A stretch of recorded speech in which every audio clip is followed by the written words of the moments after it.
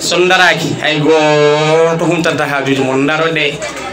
police walla gendarmerie ala waye mon o jogi droit mon constitution en roki on droit wade revendiquer pacifiquement hay son badani say son namdaki autorisation sax dum constitution wadi dum donc le 14 le 15 godron o le wujbi choy ha président daro o wadano wadi wuro wongoni on noddo sugabe we ngare onon kam holko woni problème mon on jidi men on jidi hande mi vidéo goto président nodi ko wajo ngabbi ha do auto o wimo hol problème ma wajo ha o wi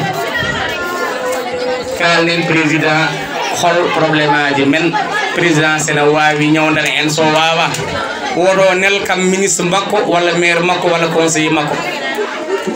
sabu ben en natti helade be en ken ha gondi ala enen kay ko président woni interlocuteur men direct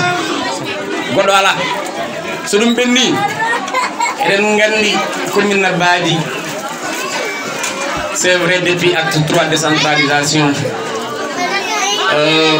à la politique gondo do mo ganduda en wawi wadde mobiliser ressources baddo suffisant ha ligo kono non sak hitande état central en rendine kalis ko wiete un concours wala concours de dotation kala ko wawi wonde so yalti ko farba mom feccata hakkunde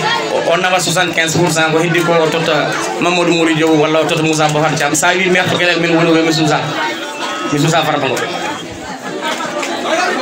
voilà joni non mbiye so wawa yo accu be yo accu so wawa yo accu